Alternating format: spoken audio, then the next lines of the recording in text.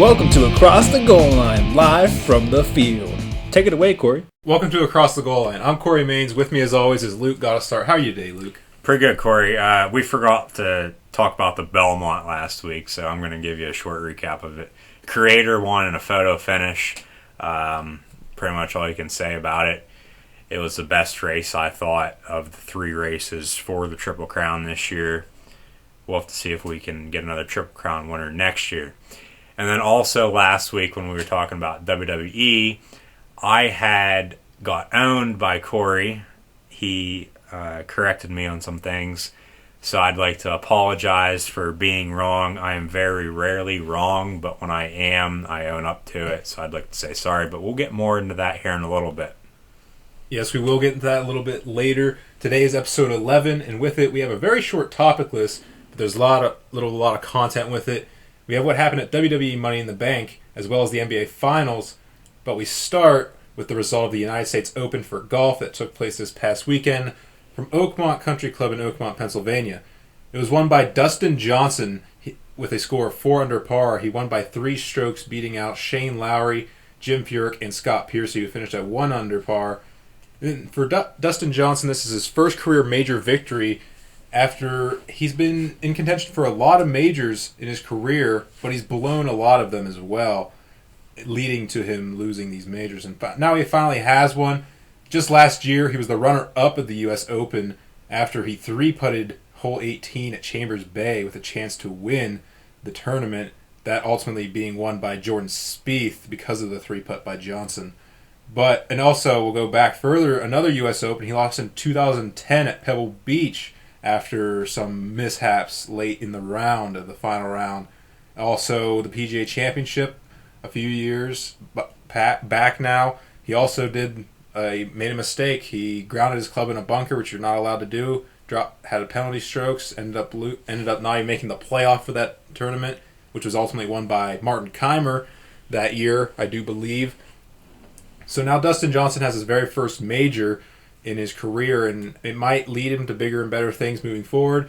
Moving on to the actual tournament itself now, he beat out Shane Lowry, Scott Piercy, and Jim Furyk, as I mentioned. But Shane Lowry was actually up starting the fourth and final round. He was at 7 under par going into the fourth round, ended up shooting 6 over 76 in the final round, bogeying 14, 15, and 16 to put himself out of contention as Johnson roared down the final couple holes to take the victory. The U.S. Open is always a very tough major for golf. It always has really high scoring, I guess you could say, since it's golf, high scoring meaning lower scores in terms of number. Like 4 under is a very low score in terms of, it's kind of confusing, but either way, the U.S. Open is really tough. Just like this year at Oakmont's always a really tough course. 5 over par was good enough for a top 15 finish. So that's a very interesting thing. Oakmont, going to Oakmont, it is a very tough course. The speeds of the greens and the slopes, they call it the Oakmont Trickle, as it is. The slope of the greens, it makes it really difficult sometimes. You have to be really, really precise at Oakmont to be playing really well. I'm going to provide examples about hole 2 and 7. They both have very interesting greens. Hole 2 has a really large slope in front of it. It's only about 320-yard par 4, which makes you able to possibly drive the ball onto the green from there. But if you don't get it far enough onto the green, it'll roll all the way down like 20 yards into the fairway. And I've actually saw guys in the tournament who drove the ball, got it to the green, but it rolled off. And then one guy in particular, his next shot, he didn't get far enough again, had to go backwards actually to play his next shot after that. So it makes it really tough. Then hole 7 it's a plateau green, so to speak. So the front of the green slopes downward, and the back of the green slopes downward. There's like a plateau green there. If you're too short, you fall off. If you're too far back, you fall off as well. That's just Bubba Watson, for example. He was on the back. He putted, which was probably the worst decision of the two if you want to chip or putt. If he putted, had to actually go back and play the same shot essentially because he couldn't get it onto the green far enough. It just sloped back down. So that's what makes Oakmont really difficult and tricky. It's the speed of the greens plus the slopes of the greens. That Oakmont trickle really plays a big part, and you have to be really precise, as I said. Yeah. Excuse me, can't talk. Yeah, Corey, you said Oakmont, right outside Pittsburgh in western Pennsylvania, won by Dustin Johnson. Very happy for DJ. As you said, he's had some struggles lately. I remember him just like yesterday. He was always in the news about that, but very happy for him and his fiance and his daughter, I believe, it might be his son. They're celebrating with him on Sunday. And then you mentioned Jordan Spieth as well, and we'll get into him when we talk about Steph Curry here in a little bit as well. Yeah, I guess we will. You brought that up. Jordan Spieth. Speaking of Jordan Spieth, he's a top 5 player in the world, and our stat of the week this week involves the top 5 players in the world for golf. Those top 5 players in the world combined to shoot a 42 over par, which is extraordinary considering these are the best golfers in the world. So, number 5 in the world is Ricky Fowler. He shot 11 over, didn't even make it to the weekend. He missed the cut. Bubba Watson's 4 in the world. He shot 12 over. He actually did make the cut. Rory McIlroy also missed the cut along with Fowler, shooting 8 over. Jordan Spieth, who you just mentioned, he's number 2 in the world. He shot 9 over par. And then Jason Day was the lone bright spot for the top 5, the number 1 ranked player in the world. He shot just 2 over. It was actually in position to be in the top 5. He ends up getting a top 10 finish, but he was at 1 under par at one point, but he ended up double bogeying 17 and 18, I think. It was either that or 16 and 17. I forget. Either way, that's our stat of the week this week. And back to Johnson. I already mentioned, I kind of alluded to it. I'm interested to see what he does after winning his very first major here. What he does moving forward into other majors and other tournaments. I want to see if maybe he does what Jason Day did last year. Jason Day picked up his first major last year at the PGA Championship. He dominated that and ended up going on a tear afterwards. So Dustin Johnson, he's been a guy that's always been really consistent in his game, but he's always just been coming up really short, especially at majors in the final rounds. It's always been his putter that's let him down for the most part in these majors. But at this tournament, he came through, especially on 18. On 18, he's had troubles. Like I mentioned last year, he had 3-putted on 18 to lose the tournament. But this year, he just walked up to the hole, bombed a drive down the middle of the fairway, and then put a 6-iron or so just like 5 feet from the hole and ended up making birdie. And this is all, he didn't even know where he stood on the leaderboard because he had a pending penalty against him for his ball moving on one of the holes before he actually touched it. So he got penalized for that actually in the end, but it didn't matter because he was already up by 4 at the time of the penalty, ends up winning by 3 in the end. We'll move on now. We're going to talk about the NBA Finals, which has finally been decided. Last week we told you we'd bring you what happened in Games 6 and 7. We're going to focus more on 7 because 7 did, in fact, happen. Game 6 was, it wasn't really a blowout. It wasn't really much, but the Cavaliers did pull that off. LeBron had 41 more points, just like he did in Game 5, to force Game 7 back at Oracle.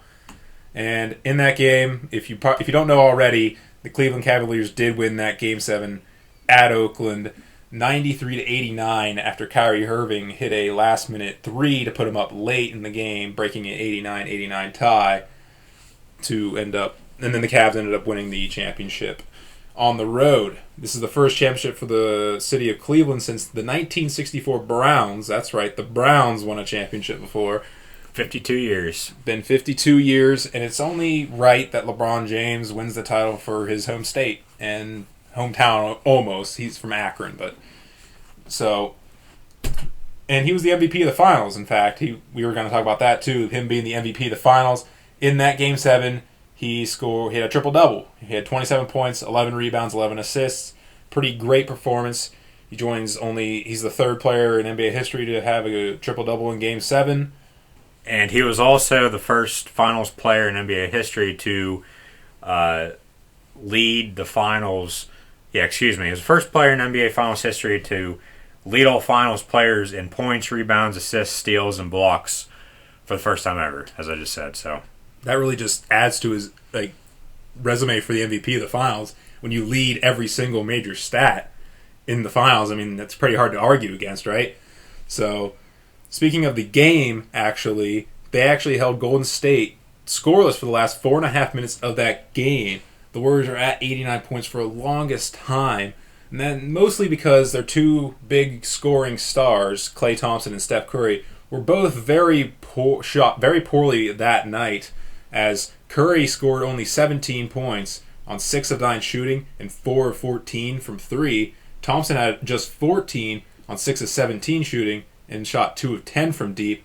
And they combined for just 31 points if you do the math, which is less than their other compatriot, the other quote-unquote star of the team, Draymond Green.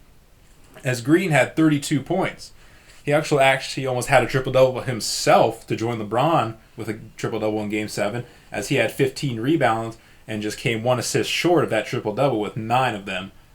I mean, I don't know. I understand that it was because there are two guys, Curry and Thompson, didn't play that well, but still, when Draymond Green goes off like that and you still don't win, there's something went wrong, you know? Like, when the third best player, quote-unquote, on the team does that, and he's not typically known for that, especially scoring-wise, and you still don't win that game, it's kind of baffling to me. Yeah, I agree with all that. And the NBA, with the NBA Finals, we had probably the best matchup we've seen in a while. Both teams entered Game 7 with the same amount of points, with 610 points. And then Game 7 had almost 31 million viewers, the most since Michael Jordan's last title in 1998. So, go on and finish on with what you're saying there, Corey. I want to go back to what you're saying. You said it was a great matchup between the two teams. Sure it was, but I want to say only Game 7 was the only real good game, I would say. It was the most exciting game, which is good because it's Game 7, win or go home. I mean, but all the other games beforehand weren't really close by any means for the most part. There's a couple blowouts. 1 and 2 were both blowouts. 3, and then Cleveland won. 4, Golden State won their last game of the year. Yeah, that's the other thing. And then LeBron just got hot, 5, 6, and 7, and went off. And Game 7 was the closest. Cavs won by 4.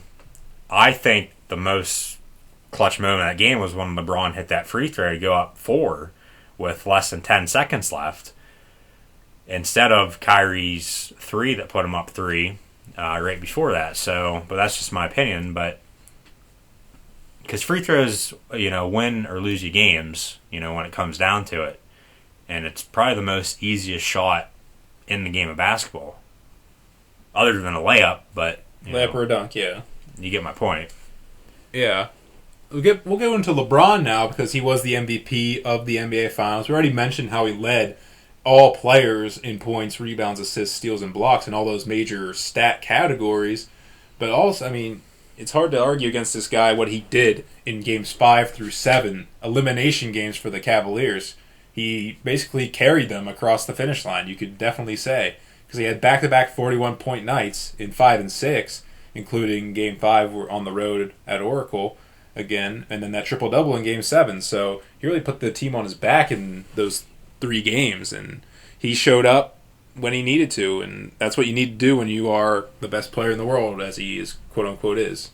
Yeah, right now he is, but, I mean, there's still the talks, is he the best ever? I don't think he is. I still think Michael Jordan is, but, that's just my own opinion. I had to witness, as LeBron, would say, him winning his 3rd title, his first in Cleveland, but his 3rd time's a charm, they always say. His 3rd chance at a title with Cleveland. Remember in 2007, they got swept by the San Antonio Spurs.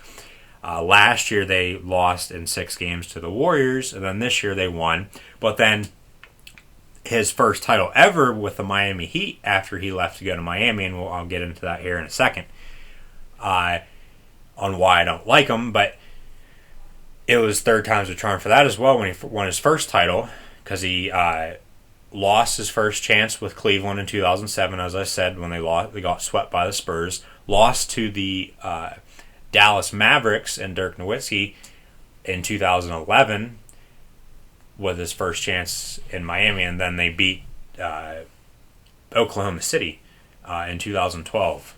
4 years to the date, I believe it was yesterday. So, but why I don't like him, LeBron James, is because he had to make a big deal about where he was going to sign in free agency back in the summer of 2010. I liked him in Cleveland, and I've said this before, and a lot of my friends know, but if they don't know, this is why I liked him in Cleveland when he was there before. But like I said, when he had to make a big deal about, going wherever he was going to go in free agency in summer 2010, I just lost all respect for him. And then he ended up signing with the Heat, obviously. Played in 4 straight finals, lost the first and last, and won the second and third. But now, as we know, he's going in. He just ended his second year in Cleveland, going into his third year. But he is a free agent this summer as well. So LeBron could sign somewhere else again. Will he? Will he not? He did say today he's not going to sign somewhere else. He's going to re-sign with Cleveland, but we'll just have to find out and see about that. Yeah, talking about the decision, as it was called. Maybe the decision, 3.0, because the decision, 1 was 2010. Decision 2 really was 2 years ago when he came back to Cleveland. Now he's a free agent again, so, they might, what should how should I say it there, Corey? That is what they might call it. Yeah, Excuse me. What they might call it. Yeah, it's getting all jam packed. Yeah, that first decision was kind of just a slap in the face of Cleveland almost, because you're basically going out there. Because when you have this big special on ESPN about where you're going, you can't really sit back as like a Cleveland fan, the team that he's playing for at the moment or was, and say, yeah, he's definitely coming back. Why does he need a TV special to say that he's coming back to Cleveland? It doesn't make any sense.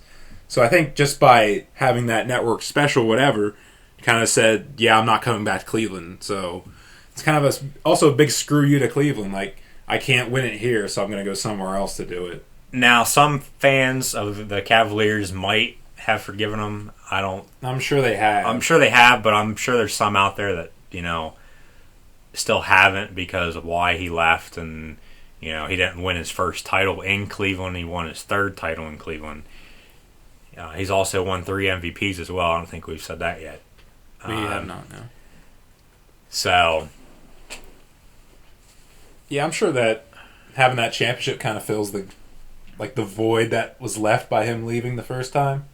So that the championship kind of just fixes everything for most people, I would say. And another reason why I, didn't like the Cavaliers winning on Sunday too, is because all our listeners should know that I like all Pittsburgh teams except for Pitt. I'm a Penn State fan, so I can't like Pitt and Penn State. We'll get into that come fall, because Pitt and Penn State are going to be playing each other again this year for the first time in about 16 years. But anyways, Pittsburgh teams hate Cleveland teams, so I hate the Browns, I hate the Indians. Pittsburgh doesn't have a basketball team, but I'd root for them too if they did. So I can't like the Cavaliers, and as I just said on why I don't like LeBron, another reason why. But also, you picked the Warriors, so and I picked the Warriors too, and I like the Celtics. So it just, everything was adding up in my favor. But LeBron came out on top, and the Warriors were actually the first team in NBA history, playoff history, to be win a playoff series when trailing 3-1, the Western Conference Finals when they beat the Thunder, and then lose a series when leading 3-1 in the same postseason, as I just said, when they lost to the Cavaliers here in the finals. So there's another stat for you. And then, as I said, we'll get into Steph Curry here. Well, as people might know, the Super Bowl was held in Santa Clara, California, when the Denver Broncos defeated the Carolina Panthers. Peyton Manning is a Nike guy. Cam Newton is an Under Armour guy. Well, Denver beat Carolina, so Nike beat Under Armour there. Jordan Spieth lost the Masters. He's also an Under Armour guy. I don't think Danny Willett is a Nike guy, but, who knows. And then LeBron just won his third finals MVP. Steph Curry's a Under Armour guy. He just released his new shoe that we were talking about last week. People were saying they're dad shoes, but, who cares? He just lost the NBA Finals for the first time in his second appearance. So, Nike's been beating Under Armour lately, and I'm proud to say it because I am a Nike guy, as I said last week, too. So, Under Armour has choked in 3 appearances. And also, the Super Bowl was held in San Francisco. The Stanley Cup was in San Jose, and then the finals were in Oakland as well, so NBA Finals. So all 3 of those championships were won in California. I'll let Corey get into talking about what we might think is going to happen come fall. Yeah, based on all 3 of those major sports titles being won in California, that means obviously that the World Series is going to be settled in California, right? And it's an even year. It's an even year. We've been talking about the Giants making the World Series. So maybe the San Francisco Giants make the World Series. Or maybe the LA Dodgers, maybe the LA Angels, whatever. Or maybe even the Oakland Athletics, doubtful, but still. But one of those teams are going to probably make the World Series, if not win it. But I think we can agree. It's very likely that the World Series will be won in California if everything's going according to plan here in the universe, you could say. So let's get back into the actual NBA Finals again, because Luke took us on a really weird tangent there about Under Armour and Nike. I did. But either way, I want to go back to the MVP. Hope you guys liked it. The MVP, LeBron James. He really cemented his legacy with the winning of this 3rd title and cemented himself as the best player in the world right now, because he absolutely dominated the series, dominated Steph Curry, who didn't really show up in this series at all. He had very poor performances across a lot of games. Only had 3 games over 20 points. 2 of those were in losses where he had over 20. And a bunch of other games he just didn't even reach 20. Like this last game, 17 points, as I mentioned earlier. I mean, it's simple as this. LeBron showed up when he needed to. Steph Curry didn't. So, yeah, Steph really couldn't hit a broadside of a barn the whole finals. And then Draymond was the best player, I thought, for the Warriors. He was. Stat-wise and overall as well in that game. How many triple-doubles or almost how many triple-doubles? What do you mean? In the playoffs? In the playoffs? I don't know about that. I don't have the stat for that. I know he almost had a triple-double in Game 7. Yeah, he was 1 assist short. But yeah. So he would have been the 4th player in NBA Finals history in Game 7 to have a triple-double. And that would have been the first game in NBA Finals probably to have 2 triple-doubles. Especially Game 7. That would be impressive as well. A lot of interesting stats and facts for you folks out there today. Coming from this historic finals, you could say, I'm still upset about it. I'm like, how can the Warriors lose this series after being up 3-1? They're the best team in the league record-wise, the best team in history record-wise, and they couldn't get 1 win. 73-9. They had 2 home games and couldn't get 1 win. Yeah, Steve Kerr as well played on those Chicago Bulls teams that went 72-10, and then he coached the 73-9 team this year. He comes from a coaching tree of Phil Jackson, who has 11 NBA championships to his name, winning 6 with Chicago and winning 5 with L.A. with Lakers. Coaching probably the 2 of the best teams, two of the best players, in NBA history. Michael Jordan, Kobe Bryant, and then you got LeBron James too. So who knows? Maybe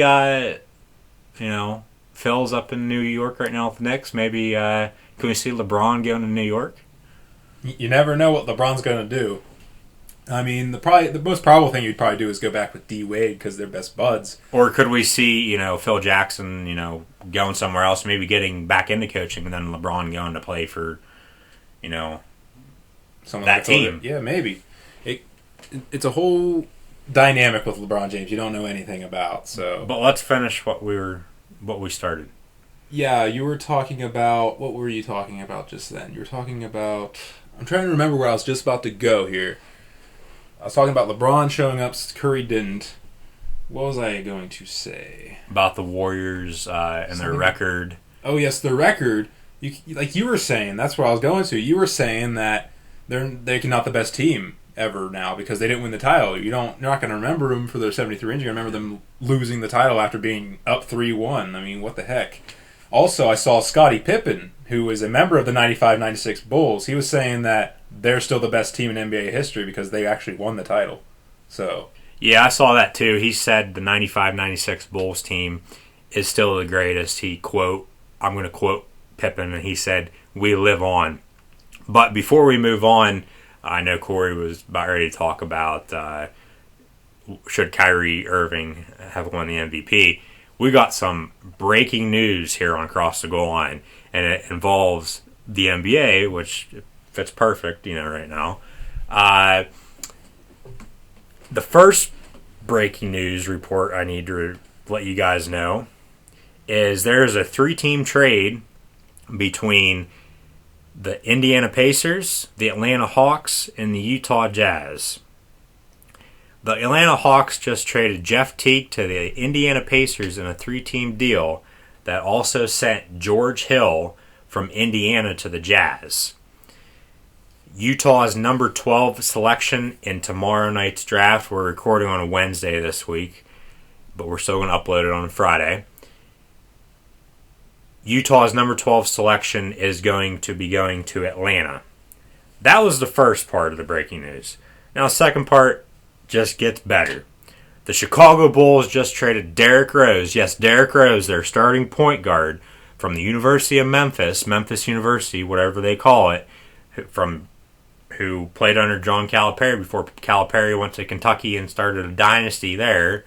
Yeah, he's only won 1 or 2 championships, but he knows how to recruit. He knows how to get those kids to the NBA. The Bulls just traded Derrick Rose to the Knicks for Robin Lopez, Jaren Grant. Bear with me, folks. I'm trying to get caught up on the breaking news. The Bulls are sending Derrick Rose to the Knicks for Robin Lopez, Jose Calderon, and Jaren Grant for Derrick Rose, Justin Holiday, and a 2017 second-round pick. So next year in the draft, second-round pick will be New York Knicks selection. And we want to thank the Chicago Tribune who first reported that this deal was going down. all right, so that's a big deal now moving forward in the NBA season as Derrick Rose joins Carmelo Anthony in New York to possibly do some things, despite them sucking right now. I don't think Derrick Rose really helped that much. He hasn't been on his superstar level since his MVP season. So, and we'll get into free agency probably in the middle of July. It starts the 1st.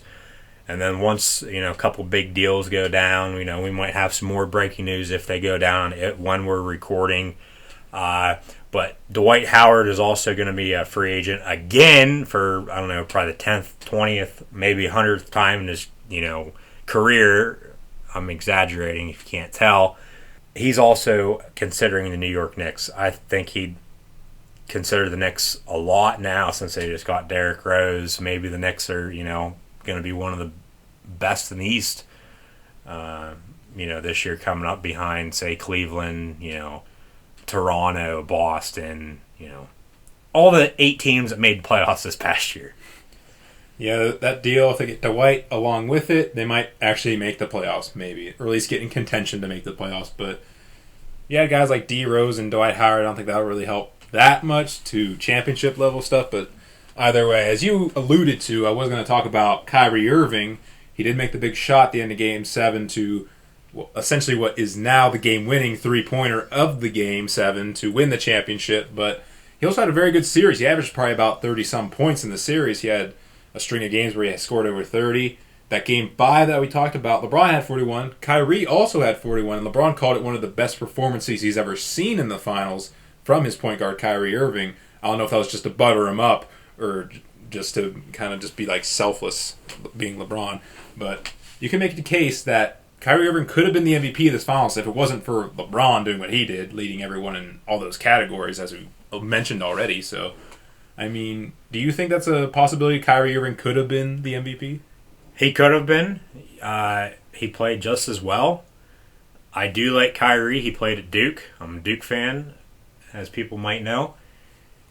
Only for basketball, though. So, I'd like to see him, win it, but LeBron did play better, as much as I hate him. Yeah, I'm a hater. LeBron hater. You can, give me all the hate mail you want. I don't care. I ain't going to read it. But LeBron just played better. And yeah, not much you can say. LeBron did play better. He was highest in every category, including steals and blocks, which, it's impressive. And considering where you blocks, you typically have like a big guy or something. Probably wouldn't have led in blocks if Andrew Bogut was playing, but I don't know about that. But that's just a little nitpick, I would say. But Kyrie, yeah, he did play really well in this series. He had a lot of major contributions in the elimination games, and of course in games prior to that, some games where he outplayed LeBron, of course, just maybe a little bit, but still, you can't really argue against LeBron what he did. He did play way better than him.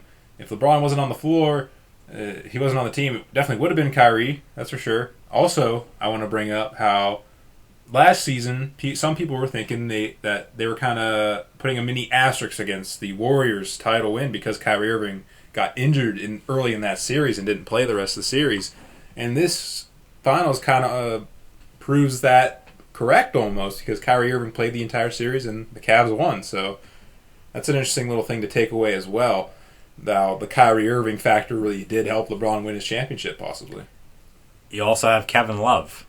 He was hurt as well last year. He hurt his shoulder against Boston. Kelly Olynyk, a lot of people said he did it on purpose, but me being a Celtics fan, I do like Kevin Love though too. I think he is one of the best players in the league right now. Besides say KD, LeBron, Kobe just retired, and I'd say Kevin Love's my favorite player too. But because I look like him, a lot of people say. But he got hurt along with Kyrie, as you said, and the Cavs, lost last year in the finals. But we'll leave it at that. The Cavaliers are the NBA champions this year for the 2015-2016 season. And, see if they can repeat next year. Hopefully not, but we'll just have to find out and see. And then before we move on real quick, too, if you heard a phone ringing in the background, it's just people trying to get a hold of us, get on the show, do an interview of some sort, give us some stats. It was around the time, I think, when that breaking news was coming in as well. So we did have to take the call and, stop there for a second to give you, our listeners, the breaking news. Yeah, definitely. But nevertheless, the Cavaliers are the 2016 NBA champions, winning the series 4-3 over the Golden State Warriors. Do you like sports cards, video games, or collecting interesting items? Then Pastime Collectibles is the place for you. Pastime Collectibles is a collectible store in Clearfield, Pennsylvania. Pastime Collectibles sells hobby boxes, vintage cards, Nintendo games and systems, coins, jerseys, memorabilia, and more. Be sure to like Pastime Collectibles on Facebook and follow at Pastime Collect on Twitter. You can contact them by calling 814-762-1410, messaging them on either Facebook or Twitter, or you can even email them at pastime.collectibles@gmail.com. Do you like hunting, fishing, or talking about the outdoors? If so, you need to check out Downriver Outdoors, an outdoors channel on YouTube that brings you some of the best footage of hunting and fishing from the backwoods of Central PA. They also tell some great outdoors stories. Be sure to subscribe to Downriver Outdoors on YouTube. Money, money, money, money, money.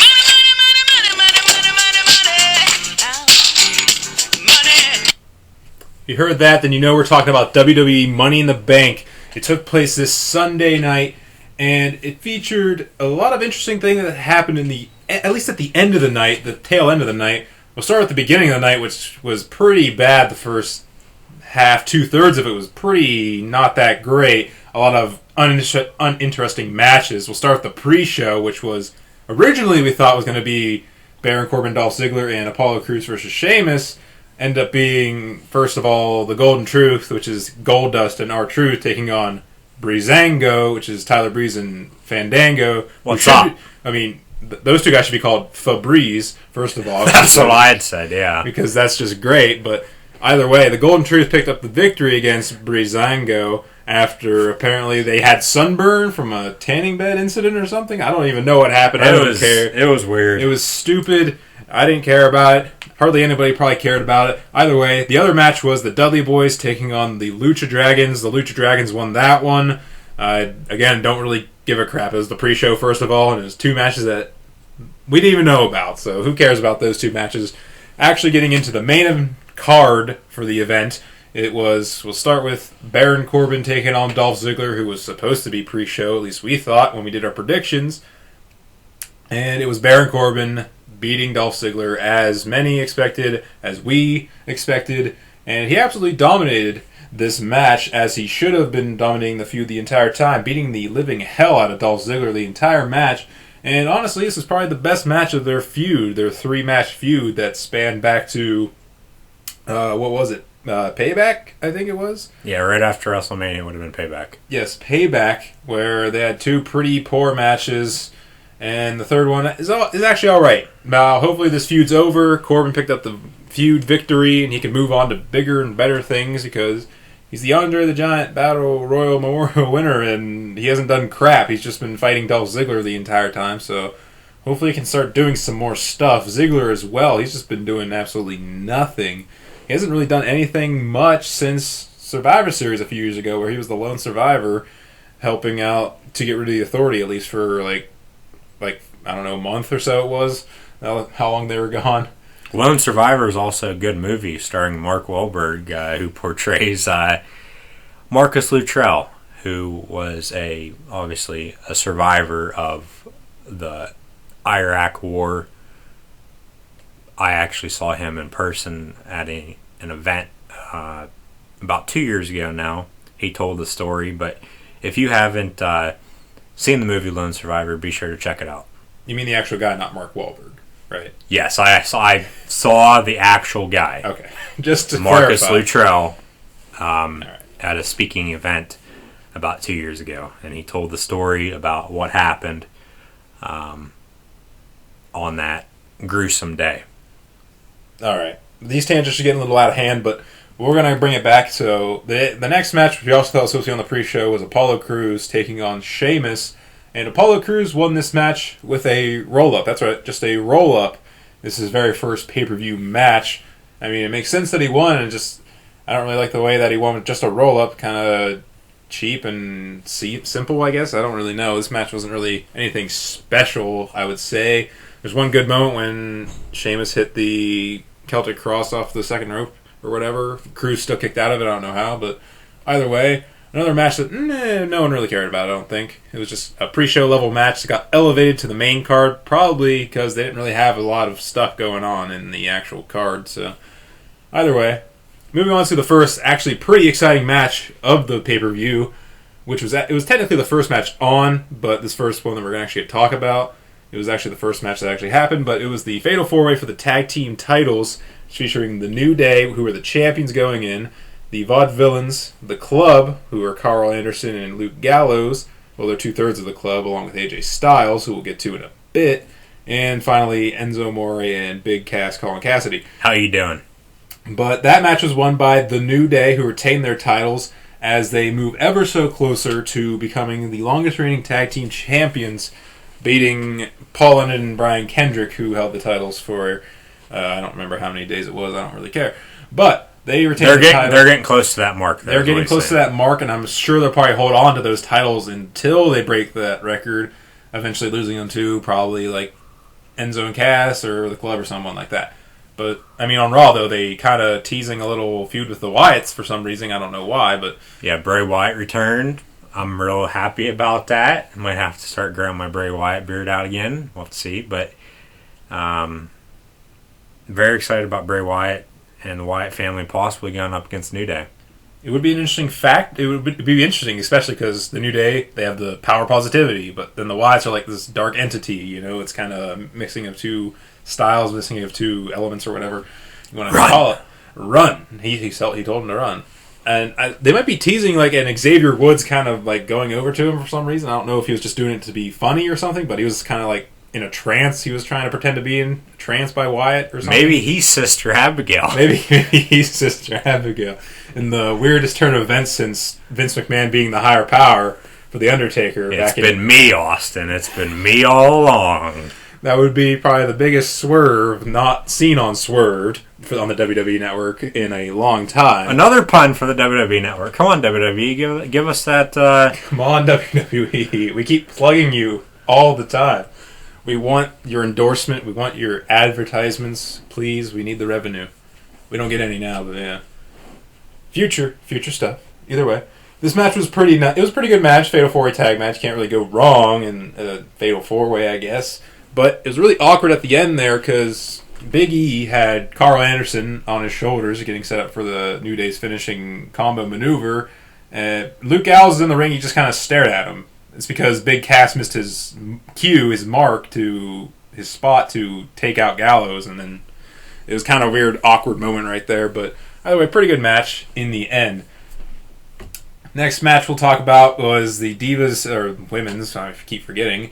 Well, with a match like this, it feels like it's the Divas again, but it's the women's tag team match between Dana Brooke and Charlotte, the women's champion, taking on the team of Natalya and Becky Lynch. And the heels pick up the victory. Dana Brooke and Charlotte beat the two. I think they gave themselves the nickname, the Hearts of Fire, or Fire Hearts, or something like that. Something like that. I don't really care. Yeah, we don't care. No one cares about this match. No, it wasn't for a title or anything. It was just a random match. Either way, Dana Brooke and Charlotte pick up the victory, and then Natalya, after the match, beats up Becky Lynch for reasons unknown, even now, even after Raw. She did it again, but no one really knows why. But who really cares about that? It wasn't for a title. I mean, if it's not for a title in women's, then what's the point, almost? Because there's no really storytelling there at all, I can see. Either way, we move on to another title match for this night. Another ridiculous match set up. I don't understand it at all. It just kind of happened. Rusev took on Titus O'Neil for the U.S. title. I don't know how Titus O'Neil got into the title picture at all, but he just kind of did. But Rusev defeated Titus O'Neil in that match. It was it was on Father's Day, which is a fun fact because Titus O'Neil won the Father of the Year award or something for something. I don't know what. But he was the Father of the Year, and he lost on Father's Day in front of his kids. They were in the front row. He hugged and even kissed his kids, and then Rusev kind of played off of it. He kind of said, like, I forget what he said exactly, but he's like, your father's weak. Look at him. Like, I'm beating the crap out of him. Look at him. Look at him now. So he probably said Rusev crush like he always does in his Bulgarian Russian accent. And then after the match, which is getting better. He's lived in America for a number of years now, but go on. And then at the end of the match, when he was leaving, he said Happy Father's Day to him. So after he had defeated their fathers, that's kind of a little funny moment. Rusev, I like Rusev. He's actually pretty funny, despite being this monster heel guy. I like him. Either way, now we're going to get into the real matches, quote unquote, I'll call them, the real matches of this event. The final 3 matches in this event, which was mainly the reason why they were calling this WrestleMania-like, almost, because they had WrestleMania quality matches, you could say. And the first of these 3 was the quote-unquote dream match between AJ Styles and John Cena. First time these two have ever locked up in a wrestling ring, period. And people have been wanting this for a while because, of course, AJ Styles was the top guy in TNA and then around the world as he moved on past TNA and Ring of Honor and New Japan. Best thing that ever happened to him was leaving TNA. Definitely seeing how TNA is now. They're on the verge of going out of business at this time. But Styles took on Cena in this dream match. It could be arguably the match of the night, along with probably the main event. All the events that transpired in the main event, at least, made it match of the night, possibly. But in this match, the crowd was really hot for it. They loved it. They chanted Cena and Styles a whole bunch like they had been weeks prior to this event. And the crowd was really good for it. And then the match itself was really nice. Pretty good wrestling exhibition put on by both men. Lots of great false finishes where we thought maybe Cena was going to win or Styles was going to win. They both hit their finishers on each other. They both got out of their finishing. They got out of the submissions. Styles out of the STF, and then Cena out of the calf crusher. And then they both kicked out of the finishers that I mentioned. But ultimately, in the end, what kind of taints this match is the finish, which we probably all saw coming. But I didn't think we knew that it might have been the finish of the match. But the club came down, who, of course, we already mentioned is Carl Anderson and Luke Gallows, who lost their match earlier in the night. They came down, and this is after Styles hit the referee, allegedly hit the referee. It was supposed to be like that, but if you watch the footage, he doesn't really hit him at all, the referee at least. and then the referee's forced to lay there like an idiot on the outside as Gallows and Anderson run down, hit Cena with a magic killer, throw Styles on top, get out of there, and then the ref counts 1, 2, 3. So I understand why they did it. It's kind of a feud builder. It kind of builds on the storyline, how AJ's the bad guy and stuff like that. And it sets up the next match for them because AJ won dirty. He didn't win clean. So it all sets up the match for Battleground or into SummerSlam, I would probably assume. Yeah, they might do something like the Club against Team Cena. Cena might get 2 guys coming back, say like a Randy Orton or Cesaro. I mean, he's not doing anything right now. And, go up against the Club, and then come SummerSlam, it'd be 1-on-1 again. If anything happens, there'll be punishments. But then hopefully after SummerSlam, Styles gets his chance at a title of some sort. We've said it. Yeah. The brand split's coming up. They're going to be coming back with 2 titles. So if he's on Raw or SmackDown, he needs to become either the WWE champion or the World Heavyweight champion. Styles definitely needs to do that for sure. I'm sure he will because he would be a top guy. He basically is in the main event right now. I mean, he's in the main event the last couple pay-per-views before this, fighting for the World Heavyweight Championship. Now he's facing John Cena, which is basically like being in the main event because it's John Cena. He's the face that runs the place. He's the top guy, You can forget about the nicknames that the other guys give themselves. The guy, the dude, as Dean Ambrose is calling himself now. We'll get to that in just a brief moment, and then the man's Seth Rollins. But either way, and then you have the guy Roman Reigns. Roman Reigns. We'll leave that. We'll get to that in a minute, I guess. Yeah. We won't mention that yet. There was some breaking news yesterday. Yes. No one was calling us to tell us about that. The phone rang again. I don't know if you heard it again, but or if you even heard it earlier. Who cares? We'll get into that here in a little bit. Is the co-main event. It is the namesake match for this pay-per-view. Is the Money in the Bank ladder match for the Money in the Bank briefcase, which the winner can use at any point in time for a world title match, whenever they want, wherever they want, against the champion. So this match featured 6 very high-level guys that are main event quality superstars who have either been in the main event or could be in the main event in the future. It saw Cesaro, Dean Ambrose, Alberto Del Rio, Chris Jericho, and then Sami Zayn and Kevin Owens in this match. And it was a really good match. It was just what you want from a ladder match. A lot of extreme spots and moments. A lot of interesting things. A lot of using the ladders as weapons and stuff like that. A lot of extreme spots, But probably the most extreme thing was Sami Zayn hitting a Michinoku driver on Kevin Owens on the ladder. Side of the ladder. Side of the ladder, not on the flat part of the ladder, like sitting on its side. It's a lot harder on that point. They've done that before in the Indies, those two, in a ladder match that they've had, but first time on WWE, it's kind of like, especially in this PG era, you don't expect things like that. Now surprised WWE let them do that. It's kind of one of those moments where it's like, ugh. Kind of makes you cringe. You're like, oh, that had to hurt. Just like in WrestleMania, he hit that suplex on Owens onto a ladder, which is like, Kevin Owens, are you dead or something? Like, surprised WWE's letting a lot of these superstars do a lot of different things that are dangerous that could, really hurt. Potentially, I wouldn't say kill, but there's been times when that stuff has happened, and that's why they say, do not try this at home, but the world has changed, and we'll leave it at that. Yep. And in the end, in that match, it was Dean Ambrose, who many thought he could have won this Money in the Bank briefcase, and he did just that.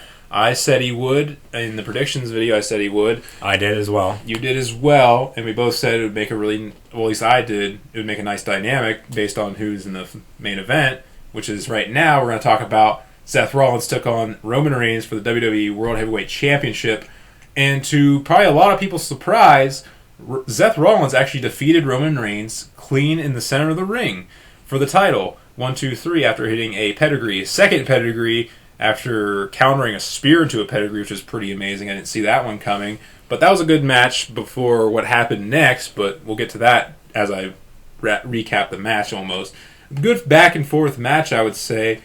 Rollins took a lot of the beatings, had to make Roman look strong, of course. Everyone has to, pretty much. A lot of Superman punches thrown by Reigns, I know. A lot of times where Rollins almost had him. He did his frog splash. He did a whole bunch of other stuff. There's a bunch of other crap that he normally does. And ultimately, he picked up the win with a pedigree, which is surprising. It took 2 of them, which is kind of, I don't like that. But... And you thought, Roman would get his rematch, and he had a match on Raw the following night in a number 1 contenders match between Rollins, against Rollins, I should say, and it ended in a double count out. So Shane McMahon came out and said that's not how it's going to end. But then Ambrose said, I'll take on both of them at Battleground in a triple threat. So Shane agreed. But then, as I said, the breaking news yesterday, Roman Reigns was suspended by WWE for 30 days for his first violation of the wellness policy. Now, if you don't know what the wellness policy is, please look it up. It has a lot of information that a lot of superstars have broken in the past years. Some superstars include R-Truth, Adam Rose, who just got released, and Randy Orton. But as I said, look it up. You'll get more information doing that. Yes, Roman Reigns is suspended for 30 days. They'll put him on the borderline, just barely coming back before Battleground, but he'll probably still be in that match. It's a triple threat match for the World Heavyweight Championship, because after the match, Rollins did win this, but Dean Ambrose came out to cash in his Money in the Bank briefcase on this night, making him the second man to cash in Money in the Bank after winning it on the same night. The other one being Kane back in 2010. Luke, I know you have more on Money in the Bank cash-ins, so can you please enlighten us? Yeah, Kane cashed in on Rey Mysterio at the Money in the Bank pay-per-view. I believe it might have been the first Money in the Bank pay-per-view that they ever had. It was July 18th, 2010, and Rey Mysterio was severely hurt. He was about ready to go on leave, I guess you could say, so that's why they had Kane come out and defeat him the same night with a tombstone pile driver. Edge won the first Money in the Bank ladder match, and that's where I'll get into saying, with what I stated at the beginning of the episode this week, of what I was wrong at. Corey corrected me, and like I said, I'm very rarely wrong, but on this I was. So I'm sorry to disappoint anybody that I did, but Edge won the first Money in the Bank ladder match, and then he cashed in on John Cena at an Elimination Chamber match at the pay-per-view New Year's Revolution, which they don't have anymore, at the beginning of January back in 2006. Rob Van Dam won the second one, also against John Cena, in an Extreme Rules match at ECW One Night Stand, when ECW was making a comeback in the wrestling world. And I believe you said Paul Heyman was the one who made the pin. Yes, he ended up being the one that count the 1, 2, 3 for Rob Van Dam because the ref got knocked out. Edge came in, speared John Cena through a table, and Rob Van Dam ended up picking up the victory at the home of ECW in New York there. So that was a big reason why they end up having ECW as a third brand for WWE. That ended up leading into that. So I'm going to correct you now, Corey. You said ECW's in New York. It's in Philadelphia. It was the ballroom in New York, though, I believe. No, it was originally... The event was originally where ECW always took place at. We might both be wrong. Let us know. Use the hashtag ATGL16. Tweet at us. But let's move on. With what? I put you in a bind, I'm sorry. You did. Alright. You were talking about Money in the Bank winners, but I don't know if you want to go through the entire list today, if at all. That's a pretty long list. We will say that Dean Ambrose is the second man to cash in on the same night. He's now probably the record holder for shortest amount of time to hold the briefcase because he had just won it literally probably about a half hour before he cashed in, because his match was right before the main event. Kane cashed his in about 50 minutes after winning his match. I don't know if it's in the record books. I don't know if you can find that anywhere, but I would think that Ambrose would be the shortest one to hold it. I got the stat for you right now, and I'm going to correct you again because you're wrong again. Really? Kane held the contract for 49 minutes. He was the first wrestler, as we said, to cash in the contract on the same night as winning it. Dean Ambrose held the contract for 57 minutes. And as we said, he's the second wrestler to cash in on the same night as winning it. So I think I'm one up on you now, and maybe you can get me back here before we close up shop for the week, or maybe next week, or maybe sometime here in the future. Well, the thing is, you're just actively trying to. That's the problem. But because you don't want to be corrected for yourself, you don't want to live through that again. Either way, Ambrose is the new WWE World Heavyweight Champion in the end.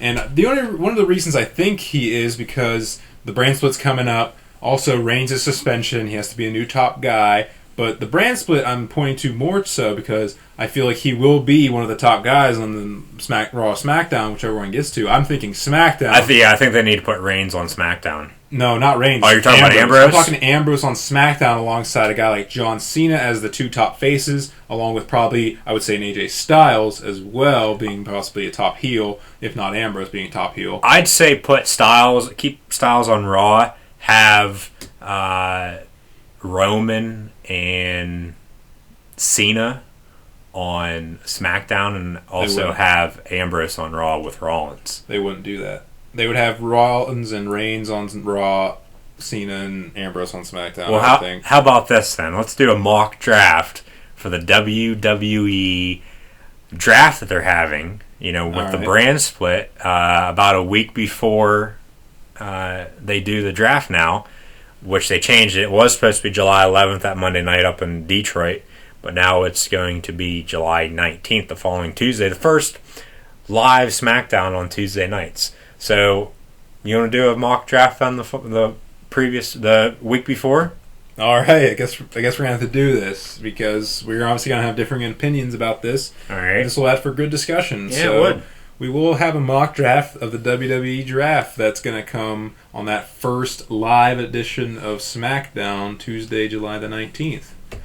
So, as you already mentioned, there will be a one of us mentioned that it will be a triple threat at Battleground for the WWE World Heavyweight Championship between Roman Reigns, Seth Rollins, and Dean Ambrose. For Dean Ambrose's World Heavyweight Championship, it is the Shield Triple Threat, as it is called, between all three members of the Shield. That should have happened at WrestleMania 32, but with Seth Rollins being injured, blowing his knee out, tearing his ACL, MCL, and meniscus, they had to, save it for now, but, it's finally happening, so we're happy about it. That's what I was just about to say. I was just about to say that it should be at a bigger pay-per-view like a WrestleMania, and I think they should hold it out till SummerSlam even. Hopefully they maybe write off Roman in the storyline, maybe say he got injured, and that's why he's out for the time being or something, because he's going to be suspended. I would rather see it at a SummerSlam. It's more bigger pay-per-view, more exposure, more whatever, but it kind of gets you maybe want to watch Battleground because of this match. So it could, yeah. I mean, they still need to get WWE Network subscribers. We're plugging you guys again. Come on, give us not much of a plug, but yeah, a plug. Anyways, name drop. Yeah. Anyways, with Reigns, being suspended, maybe they have him become a free agent because the 30 days ends 2 days after the draft is supposed to take place. So maybe they, have him be a free agent like they had Stone Cold be back whenever they first did the draft in 2002 from the Bryce Jordan Center at the home of the Pennsylvania State University, by the way, as I might add. And you can, go watch that video on YouTube. The Rock is getting the people to chant to Vince McMahon, "We are." Expletive. I don't think I need to say it, but anyways, yeah, hopefully see what they do with Reigns and, move forward on with that. All right, that moves us into goal line stand. It is time for that now. It's not a really long goal line stand today. I just have a few questions because I'm honestly kind of running out. There's not a lot of stuff going on in sports right now. A lot of the sports are in the infancy of their off season. NBA and NHL, of course. MLB, there's not really much to talk about storyline wise. It's just like mostly what we talk about here. But either way, we'll talk about NBA because it just concluded on Sunday. So, Luke, what does winning the title for Cleveland do for LeBron's legacy? Some people are going to say it made him the best of all time. But as I said earlier, I still don't think he's the best of all time. Yeah, he's played in 6 straight finals. Kudos to him. Michael Jordan has 6 NBA championships.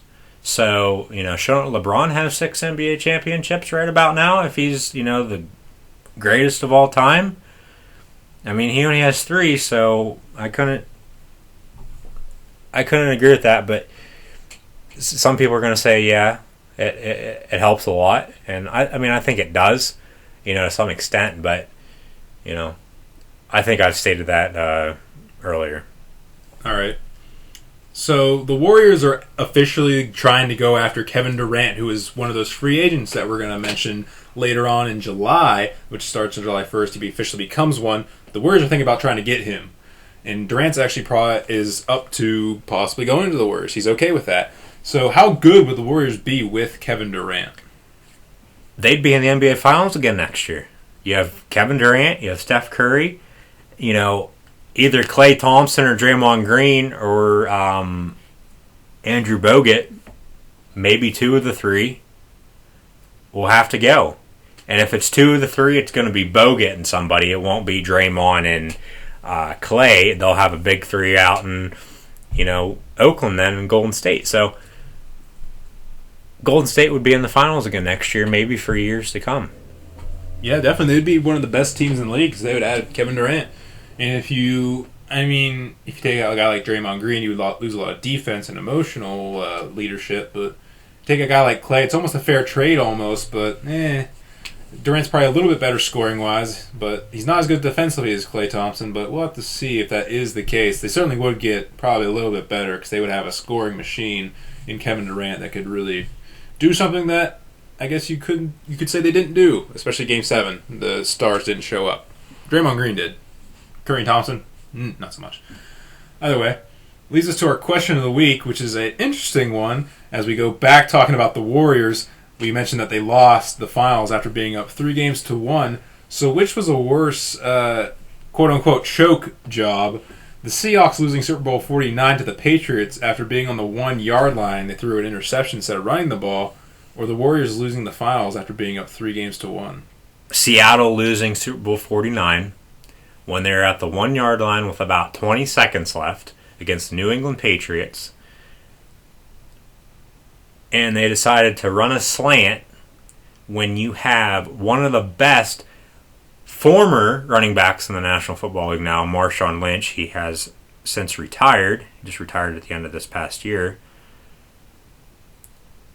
You don't give him the ball. What the hell? Why don't you run the football? If you run the football on that play, you most likely are back-to-back Super Bowl champions. But, some people could say New England was expecting the run, so that's why they passed. But you still got to run the football. You have one of the best running backs in the league. And you don't, and, you deserve to lose that game then. Yes. And you only had one chance to do it because it was 4th down, 4th and goal. The Golden State Warriors, yeah, you could also say they had a bigger choke job. I don't believe so, but yeah, they were down 3-1. They had a number of chances too, and they didn't. But no, up 3-1. They're up 3-1. You sit down. Well, they were down 3-1 in the Western Conference Finals, and they're up 3-1 in the NBA Finals. And as I said, they were the first team in NBA history to do that. Lose an NBA Finals, excuse me. Yeah, I know what I'm saying. I already said it earlier. Be sure to check it out. Rewind, scroll back through. So I'll leave it at that. I think the Seahawks had the bigger choke job. It's hard to argue against the Seahawks losing that Super Bowl. And they're on the 1-yard line. You have one of the best backs in the league at the time. It just one of the most baffling decisions in sports history, not let alone Super Bowl football history, whatever. It's one of the most baffling decisions ever. So, and that got a lot of flack whenever that happened after the game. They're calling it the worst play call in history, and you can definitely say that. I'm going to argue for the Warriors just a little bit. I mean, you're up 3-1. You have 2 home games at a place that you lost just a couple of times in the regular season, and you can't do it. You're the best team in the league. You're the best team record-wise in NBA history, but you still can't win just one game against a team you've already beaten 3 times. Dominated in a couple games even. So it's kind of hard to pick, but you can't go wrong with the Seahawks losing the Super Bowl. I mean, it was right there for them. I mean, come on. But that play, you have to give kudos to Butler for making the read on the play and getting the interception on that. Yeah, Malcolm Butler becoming a Super Bowl hero. Super Bowl hero, now a superstar even for the Patriots. He's their top cornerback now. So, talking about Super Bowl moments. Maybe the next Ty Law. Possibly. We'll have to see about that. Either way, that is our question of the week this week. Which was the worst choke job, or which was worse, the Seahawks losing the Super Bowl on the 1-yard line, or the Warriors losing these finals after being up 3-1? So, either way, that's where we're going to wrap it up for this episode of Across the Goal Line. Subscribe to this YouTube channel if you haven't already. Like us on Facebook, follow us on Twitter and Instagram at ATGL16. All of those links for social media are available in the description of this video. Also, if you're answering that question of the week that we just told you on Twitter, you can use the hashtag ATGL16 when doing so. You can also use the hashtag on Instagram too. Yes, you can. So don't forget. Also, don't forget to email us any questions or concerns at acrossthegoalline2016@gmail.com. And for Luke Goddessart, I'm Corey Maines, and we will see you on the next edition of Across the Goal Line, live from the field.